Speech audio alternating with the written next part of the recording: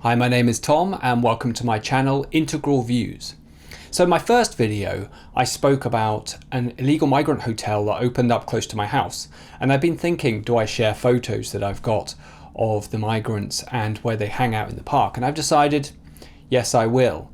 The reason I didn't really want to is, of course, I don't want to dox myself. I don't want to give away my location.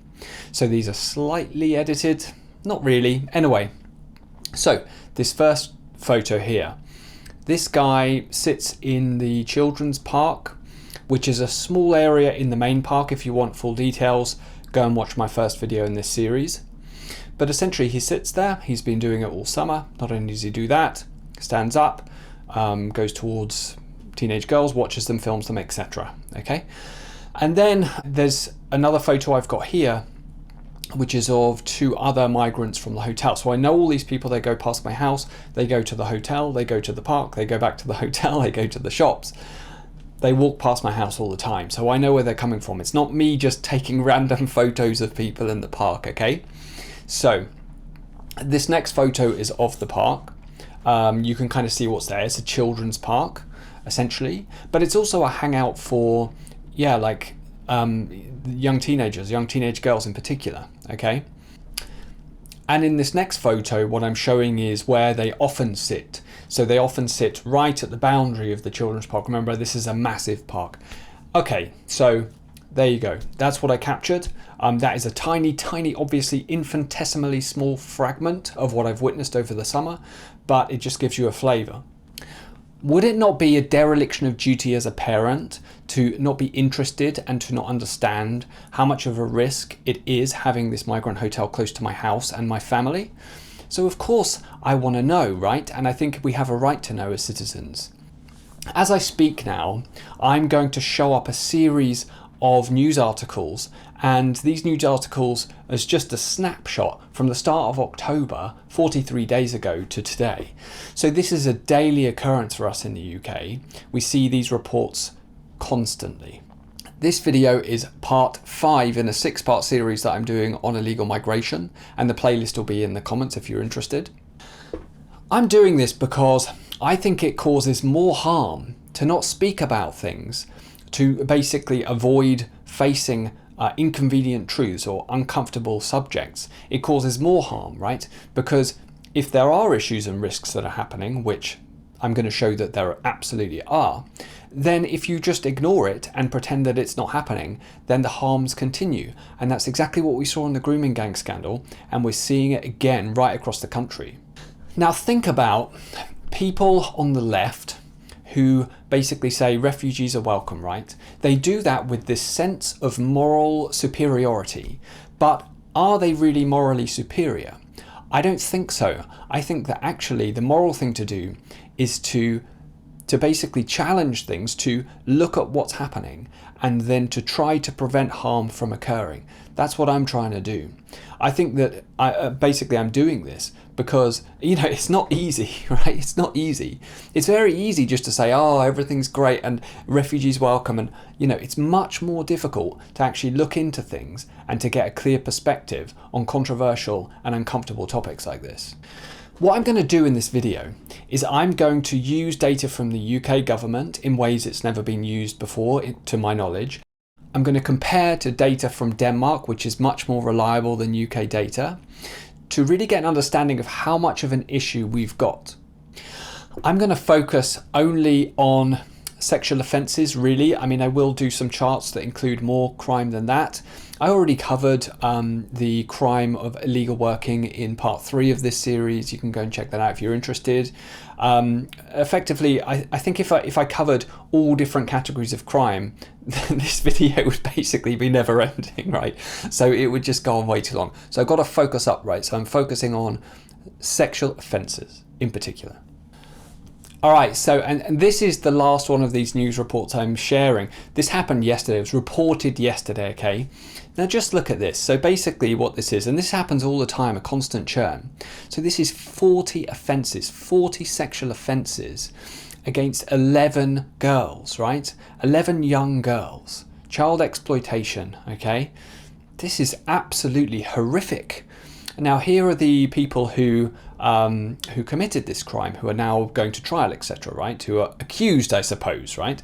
So Syrian national Mohammed Arafeh, Iranian national Sina whatever, Syrian national Wadi Sharaf, British national Hussein Bashar, British national Mohammed Kurdi, Iraqi national Saddam Ahmed, Egyptian national Ihab al-Aswad. Anyway, what I want to point out is the 2 British nationals in there, because in all of our data, British national, they will count as British nationals, right? So when we do comparisons of what's the rate of sexual offence for people in England and Wales, and then we look at what the rate is for other people from other origins, okay, those people will count in the England and Wales column.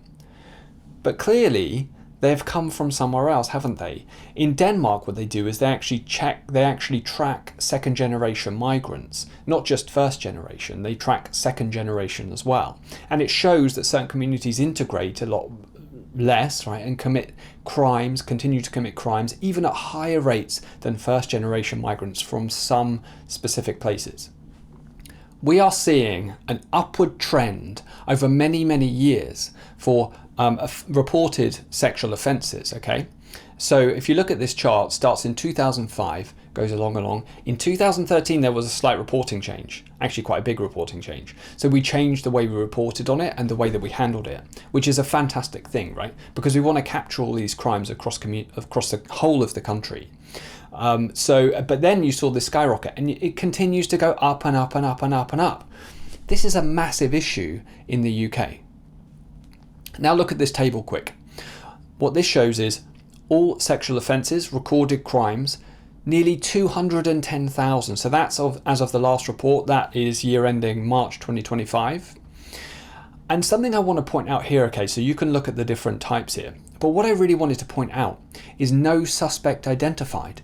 No suspect identified for nearly 31,000 within a year.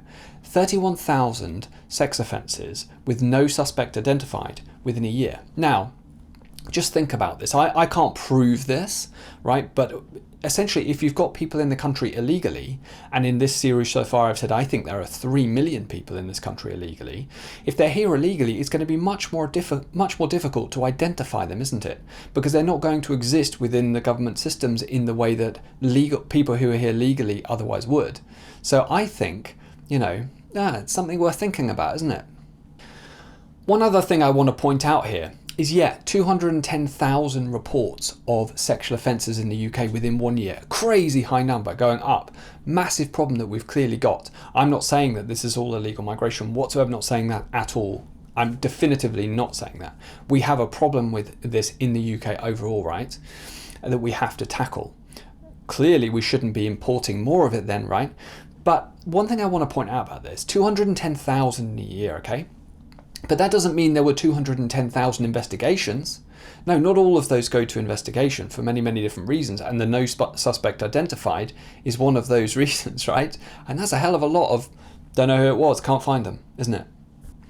Ultimately, what I want to do with this video is I want to create a video whereby, people can be sent it. And then, if they support the asylum system, then they have to explain then why they are accepting of higher rates of sexual offences against women. And I want to do that with evidence.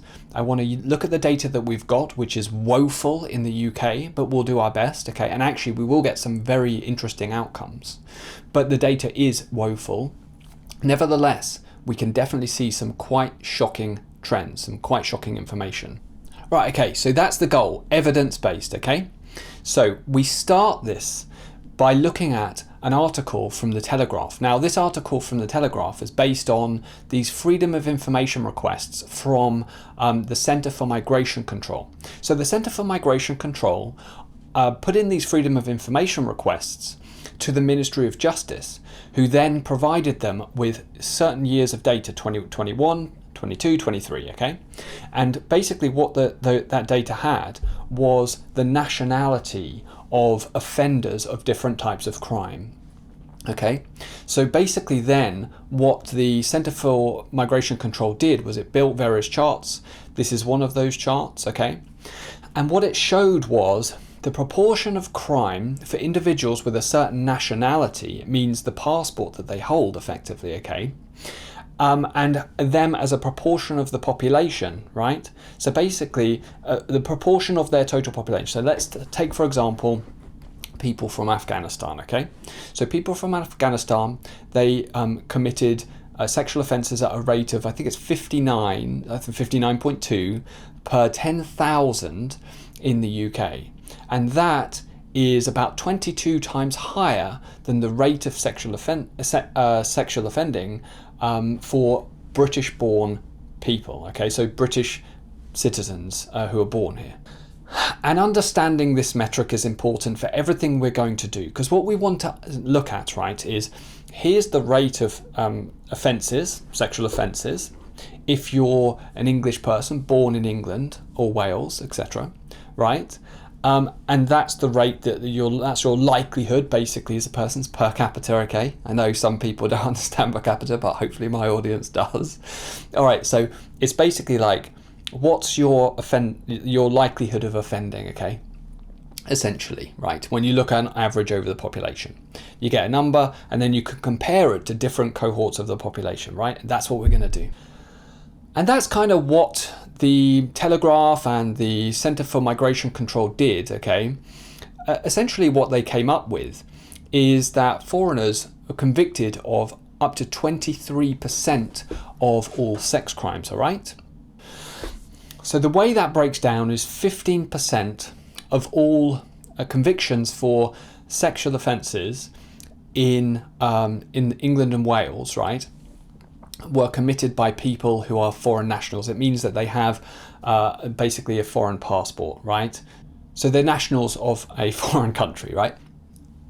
In addition to those 15% of all sex offences being known to be committed by foreign nationals, we have an additional 9.3% which is unknown.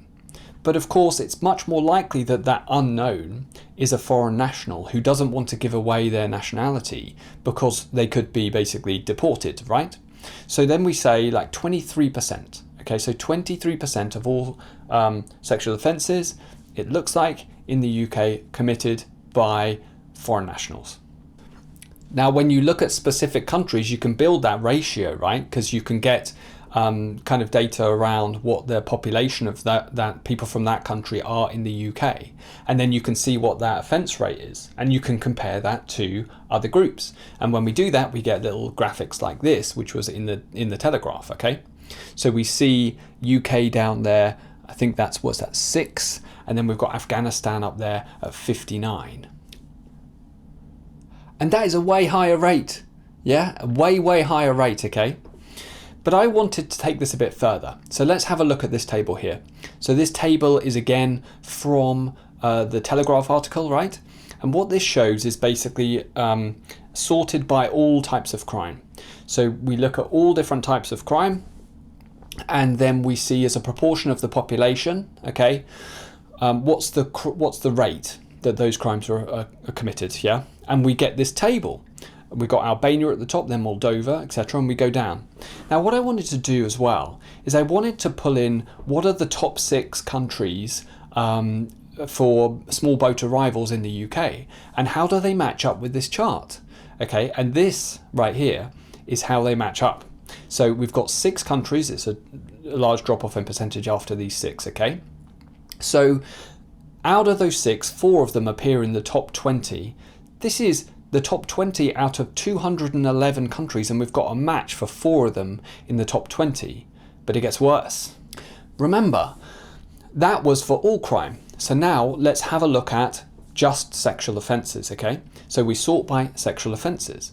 And now we see Afghanistan at the top, then we see Eritrea, etc., okay? Now let's take those same 6 top origin destinations, right? Coming to the UK in small boats, so where people came from to the UK in small boats, top 6. And we've got Afghanistan at the top. Oh, they're also at the top in terms of the rate of sexual offences in this chart. Then we've got Eritrea second, and we've also got Eritrea second in this chart over here that shows the rate of sexual offences, okay? So now, we've got basically a perfect match. We've got top six countries that people have come from, right, on small boats there.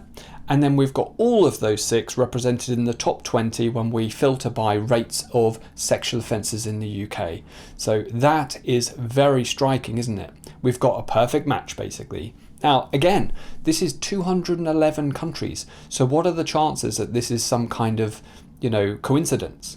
211 countries, we got the top 20, and all 6 of the top destination from people coming to the UK on small boats, all 6 of those are in the top 20. Come on, this is a major problem. But you know what's really interesting when you start actually kind of looking at this is that there's a lot of countries that people migrate from that are underrepresented. They're underrepresented in total crime. So I'm just going to show a quick table of some countries that are underrepresented in overall total crime in the UK. So we've got the United Kingdom there, that's our benchmark, right? But then we've got Nigeria below that, we've got India below, we've got Saudi Arabia below, and if you want to go really far down in terms of the crime committed as a percentage of the people who are here, you go down to Japan and Hong Kong way down, and they're like in 191st, 192nd place out of 211. And the Telegraph were nice enough to provide this map as well. So this map shows like the hotspots of the locations that people come from where they commit the most crime in the UK when they arrive. Actually, one more thing just to say there is that, so the UK, right, people from the United Kingdom in the United Kingdom are in 67th place overall out of 211. So there's a lot of countries, aren't there, below the UK in terms of, where the people are from. When they commit a crime. So basically, it's a real balance, okay? But what we're seeing for sure that I've shown here, and I'm going to show even more starkly shortly, is that, people who are coming here illegally, especially on small boats, are hugely overrepresented. All right, now this bit's really interesting, okay? So basically, the Centre for Migration Control released that article, right? And then the Telegraph picked it up. But then in comes Sky News, right? And they fact check it. But they fact checked Nigel Farage because Nigel Farage took some information from that and basically repeated it in a speech, okay? So in storm Sky News, right? And they say, no, that's wrong, okay? Now, what I'm going to do here is I'm going to show you how this fact checking that we see in the media is just incredibly misleading, right? So it's just complete. And actually, I think that for sure, the Centre for Migration Control and Nigel Farage's statements were very much more accurate than the view that Sky News presented. I'm going to show you why, okay? It's a little bit technical, but the thing is, right, that often these messages get hidden in this data technicality, right? It gets lost. So I'm just going to take you through it, okay? So effectively the way this worked was the Ministry of Justice, this is ridiculous, okay? The Ministry of Justice tracks the conviction by nationality, okay? Not always, but often they'll basically take the nationality of the person who's convicted of a crime. So when a sexual offence is committed, they'll basically record the nationality. That means what kind of passport do you hold, right? But the thing is that basically the best data that we've got in terms of the number of people when we want to create those ratios, right, that we've been speaking about, is the census from 2021. And that doesn't track nationality anywhere near as well. It's really bad at tracking nationality because it was like just a part of the form that was optional. Then it grouped all loads of countries together. Terrible, okay? So there's a big difference between country of origin, so where were you born, and what's your nationality. Because if you were born, right, so you could be born somewhere, move somewhere else, and then basically become a citizen in that country, and all of a sudden you're no longer a foreign national, right? You're a citizen of that country. All right, so we got this data from the Ministry of Justice, and it tracks nationality, okay? Now, we have this other data set which is called APS, and I'll talk about that a bit later. And that's what the Centre for Migration Control used. And that tracks nationality to the best degree that we have available in any data source. Okay, so that is a correlation. You've got the Ministry of Justice, right, tracking nationality, and then you've got the APS data tracking nationality as well, okay? But in comes Sky News and say, no, let's use census data. But census data will be based on where you're born, right? Your country of origin. So then you have a disconnect, don't you? So to put it in the most simple terms I possibly can, when you've got someone who is, let's say, born in Afghanistan, right? Say they come to the United Kingdom, right?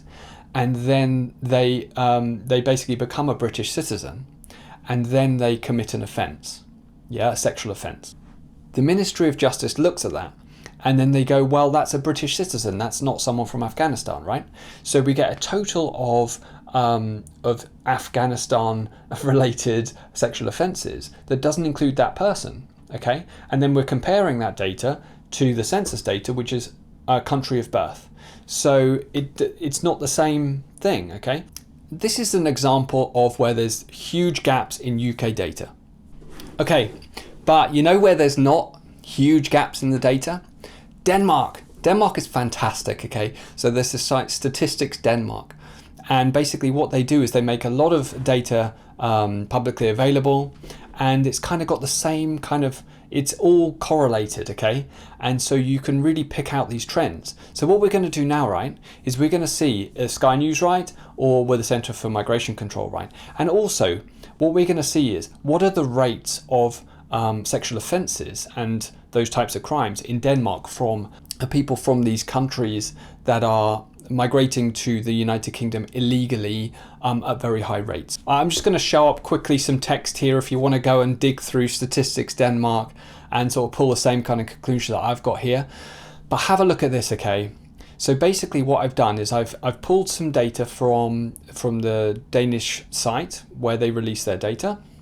And then I've looked at the total population from, country of origin. Okay, so they track country of birth, and they do it through their justice system as well, which we don't do. Okay, so basically what we see, right, is this.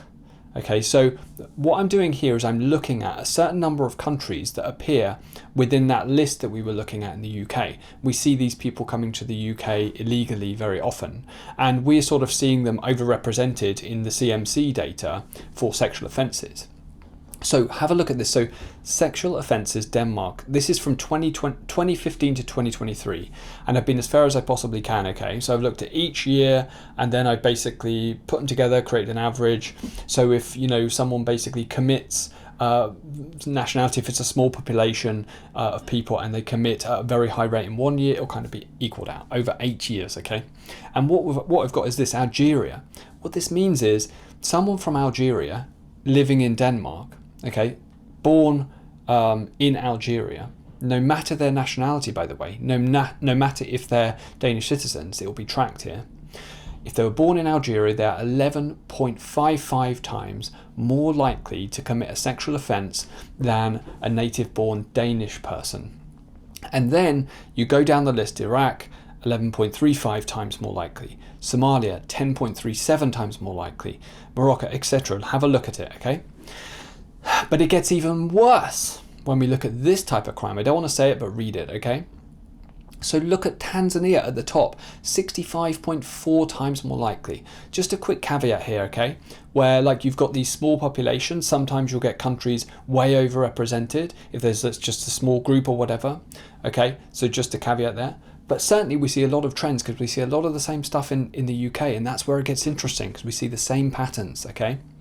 Same patterns, same countries. Now, Tanzania, Somalia, Morocco, have a look at that. 65.4 times more likely to commit that horrific type of crime. Somalia, that many times, nearly 40 times more likely, etc. down that list. Now, what do we notice about these countries? Have a look at this. So these countries are basically pulled out of this table that we had before that was produced by the CMC. And so you can see where they sit in this list. Now, the thing is, Denmark didn't have any data for people from Eritrea or Namibia or Chad or Moldova or Sudan or Congo. So I couldn't show it, yeah? So where there's correlations in the data, I'm showing it. And what we can see here is that we're seeing these countries committing these crimes at the same kind of rate, high rates, okay? And so, of course, we should very much be looking at this. It's a very real issue, and we have to do something about it. So we're seeing this pattern, aren't we? So we're seeing the same pattern in Denmark as we're seeing in the United Kingdom. Now, what's this led to? Okay, it's led to basically our Home Secretary, Shabana Mahmood, who is clearly trying to solve this issue, and she's clearly far more conservative than the Labour government she's a part of. That's my opinion. I thought it from when she started. I've seen that she wanted to reform parts of the ECHR. Okay, so what's she doing now? What she's doing is she's looking at the Danish system, because Denmark gets that data, and in government and in society, they're looking at it and they're going, this is not good, this is a real problem. We got to do something about this. So they're setting up these immigration policies where you can't just bring people over, you can't get benefits immediately, all this kind of stuff to basically address it as a society, which is the right thing to do to protect the vulnerable people in their society. It would be ridiculous for any society to ignore that and to allow vulnerable people in that society to be harmed. It's not a good person who does that kind of stuff. Speaking of someone who would defend that kind of activity, Nadia Whittome. Okay, MP. So Nadia Whittome, in the coming weeks, we'll hear a lot about the Danish model, policies the government is considering to further reduce the rights of asylum seekers and refugees. What a ridiculous way of thinking about it. How clueless can you be? You're an MP. You have responsibility to citizens. Inform yourself. Nadia is living in Narnia. Like a lot of people in the United Kingdom, they need to wake up. So further from Nadia, but Nottingham MP Nadia Whittome, who is a member of the party's Socialist Campaign Group caucus, urged against emulating the Danish model, suggesting it was far-right. Oh yeah, the far-right Danish. Come on, this is absolutely insane. I think these are priorities of the far-right. I don't think anyone wants to see a Labour government flirting with them. I absolutely do. I don't just want to see them flirt. I want them to go way, way further. And it is ridiculous to say that it's far right. Absolutely ridiculous. These people are extremists and they need to be proven wrong. Their faux kind of shell of being a good person needs to be thoroughly deconstructed, because it's not being a good person to do that. You shouldn't feel good about yourself when you're allowing things to occur that cause great harm to the most vulnerable people in our society, to women and girls who suffer incredible, irreparable harm as a result of you not doing your job and you not taking responsibility as you properly should as a politician. I'm going to go a step further here. I don't think anyone's ever done this before, okay? To my knowledge, this has never been done before. So effectively what I'm going to do is I'm going to come up with my own view of what I think is the most accurate sort of perspective that gives us a rate of offending for sexual crimes in the UK. And I'll tell you my methodology and reasoning as to why I'm doing it this way. So what I'm going to do, right, is I'm taking the Ministry of Justice reported data, but I'm only going to take 2021. So the Centre for Migration Control took 2021, 22 and 23, but I'm just going to take 2021. And then I'm going to look at two different versions of data from the United Kingdom. The first is that I spoke about, Census 2021, and that gives us the country of origin, country of birth data, okay? But then I'm also going to look at what the Centre for Migration Control looked at, which is this APS data. The difference between what I'm doing and what the CMC did is that I'm only looking at 2021 effectively, okay? What I'm doing in addition that they didn't do is I'm pulling in data from Denmark that I've created. So I've looked not only at those top countries, but I've looked at wherever there's a match, wherever we've got data for people from a certain country, say Afghanistan or Eritrea or wherever, in Denmark in the Danish data, then in the Census 2021 country of origin, country of birth data, and then also in the APS data, which gives nationality or passport held. And then I'm going to basically create this model, right, that shows how it all stacks up as a ratio. Where does our data match the data from Denmark the best, right? So what method is best? Let's start this by explaining some of the output, okay?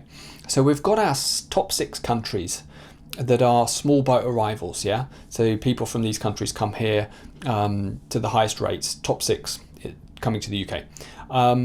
The thing is about this is that, so we've got Afghanistan, Eritrea, Iran, Sudan, Syria and Iraq. But in the Danish data, they don't have Eritrea or Sudan. So they don't have that at all. So I've excluded those, right? Because that data doesn't exist for them. And then we've got Syria that doesn't appear in the Census 2021 as a country of birth. Yeah, so even that data, it doesn't include all countries, right? So, but nevertheless, we end up with Afghanistan, Iraq, and Iran, right? So let's look at them. This chart shows those countries. The first column after country of birth, we've got census rate versus England. So what this is a calculation of is if we look at the country of birth, the census 2021 data that shows where was that person born based in 2021, and then we compare it to the conviction rate for sexual offences in the UK from 2021 from the Ministry of Justice. And basically we're doing a comparison to the underlying rate of offending by English nationals and Welsh nationals. It's England and Wales, okay? And then we get this ratio. So this census rate versus England is basically what's the multiple of the rate at which someone from Afghanistan or wherever else, Afghanistan, Iraq and Iran, what's the multiple of the rate of offence for someone from England, born in England, yeah, committing sexual offences. What we see if we look at the census and we do the ratio from the census, we see a rate for Afghanistan of 3.59, yeah? Then the next one is nationality, right? So nationality is taken from the APS data and it's what passport do you hold. And then we've got a rate, right, for English, and then we do a ratio, right? And what it shows is someone from Afghanistan is 17.09 times higher, more likely, 17 times more likely to commit a sexual offence. They commit those offences 17 times higher, okay? And then we've got the Danish data lastly, okay? And so what we're looking at is, are we matching up with the Danish data? Okay, and what's matching up better? Is it the census data that Sky News said was right, or was it the CMC data? Now, in these rates, it looks, well, basically in all of these cases, the nationality data from the CMC was correct, even though Sky News swooped in and tried to fact check that. Okay, so, you know, basically Denmark's seeing these same rates. So hopefully, I know it's kind of technical, but that is how it's working, right? So we've got the rate of offence for English people born in England, and then we're doing multiples and seeing the rate of offence from people from other countries, either if they're born there or if that's their nationality, and we're comparing to the baseline rate. All right, next I'm going to show up a table that shows all the data. I'm going to disappear for a bit because this table's too big and it wouldn't make any sense if I didn't. All right, so have a look at this table. So basically this is all of the data, yeah? So these are all of the different countries that matched in the census of 2021, in the APS data and in the Danish data. So I could do a comparison, okay? And so what I've done is I've filtered for largest in terms of nationality rate versus England, which is over on the right, okay? And then we're seeing the highest rate of for people from Afghanistan, Somalia, and we're seeing the correlation in there to the Danish data. So there are some outliers, right? So we're saying people from Afghanistan commit sexual offences 17 times at a 17 times higher rate than people who are English nationals or Welsh nationals. But in Denmark, it's only just below 7, yeah? But there is quite a lot of correlation here, isn't there? So certainly you could say that the nationality data is better, the data that the CMC produced, in my opinion. But of course, as you go further down, what's interesting is actually the nationality rate starts to underpredict, okay, when you go below the rate for England. So England's in the middle there in blue, and then the countries below are sort of committing those sexual offences at lower rates than the English-born population or with English nationality, so British citizens, okay? So you've got Turkey below, India below, Germany below, a lot of countries there below, you can read through them, and above you've got all the countries there, okay? Now you see those same countries coming up, you see them in the Danish data, you see them in the British data, kind of doesn't really matter how you cut it, you're seeing the same thing. Something I wanted to point out here, which is interesting, okay, as a caveat, just to take note of, right? A couple of things. First of all, look at Pakistan. So Pakistan here committing sexual offences in the United Kingdom 1.27 times the rate of English-born people, so English and Welsh, okay? So 1.27 times, but we know that we've got the grooming gangs, which were largely Pakistani-born males, yeah? Now in Denmark, they record people from Pakistan committing those crimes at 6.62 times. But what they do is they do the country of birth, right? So they use country of birth. And they tie that into the Ministry of Justice, right? So they tie it into the Ministry of Justice, and that's the really important thing. Because we have that disconnect with the Ministry of Justice reporting on nationality, and then census, etc., reporting on country of origin, it's a complete disconnect. So basically what I'm saying there, right, is that people from Pakistan in the United Kingdom are more likely to be British citizens, okay? So basically they have either renounced their citizenship or they've gained British citizenship over time.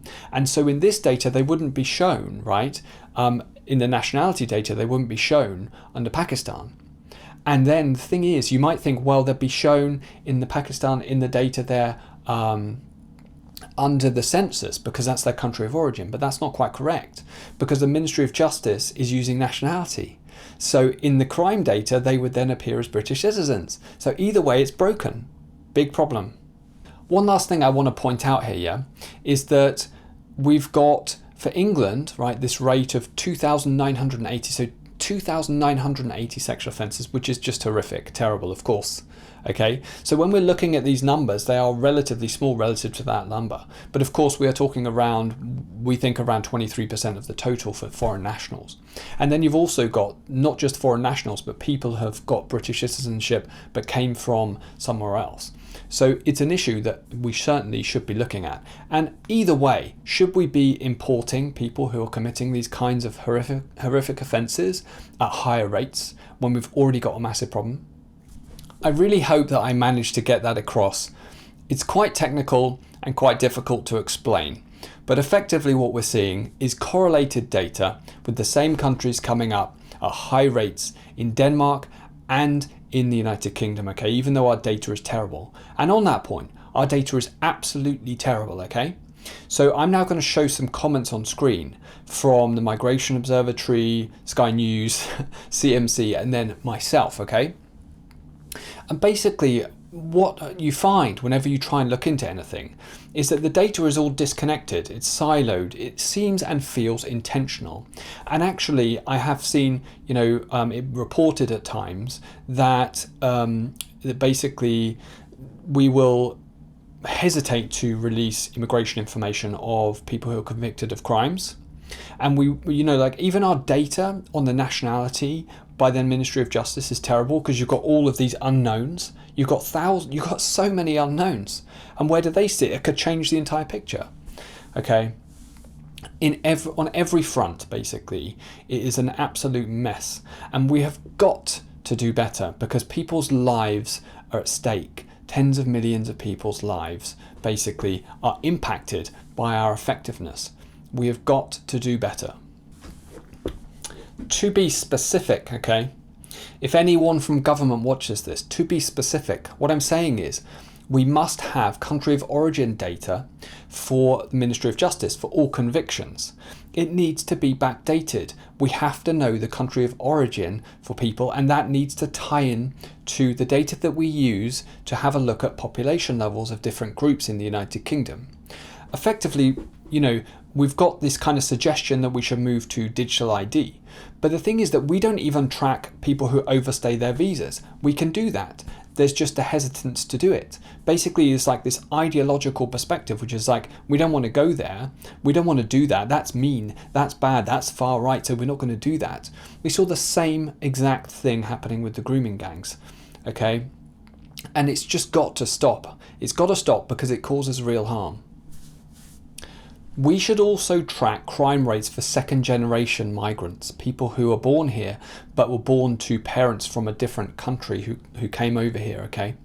Because, well, Denmark do that for starters, and so they've got a lot of data that show that crime rates for second generation migrants go up, not down, relative to first generation. The same trends, but even more, okay?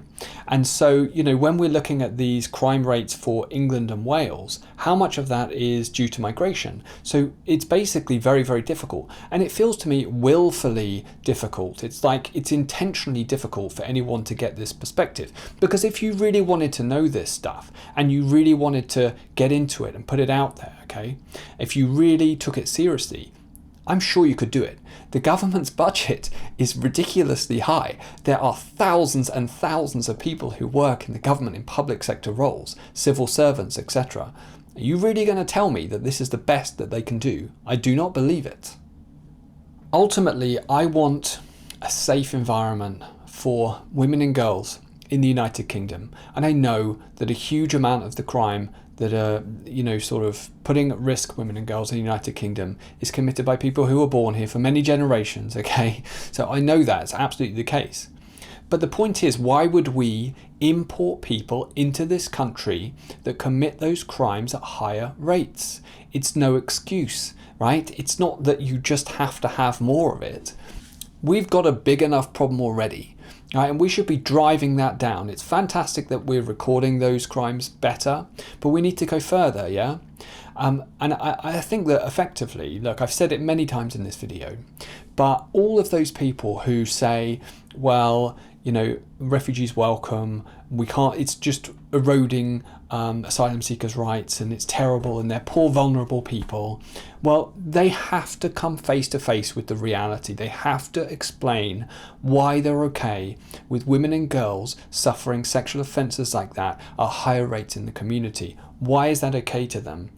They have to answer that question because they're just avoiding it. All right, that was a long one. I really hope that I managed to get that across. It was really difficult, okay? Look, I spent hundreds of hours looking into this. This is why this video is so delayed. I went so deep on so many pieces of data. Look, here's an example of like what one of my folders looks like containing the data, okay? So I really went deep into this stuff. And it's so difficult to convey. Hopefully I've done an acceptable job. Maybe I'll follow up with a shorter version, trying to be more concise. But I wanted to get this out because it's been a long time since my last video and I want to make progress, okay? So, look, UK data is basically matching Danish data, right? And we got to do a hell of a lot better in the UK with our data. Okay, that's it. All right, summary, okay. All right, look, if you got through all of that, look, thank you so much. I really appreciate it. Thanks for watching. If you found it valuable or interesting, please subscribe to my channel. I really appreciate it. Please like the video if you want to, if you liked it. And until the next one, thanks for watching. Cheers.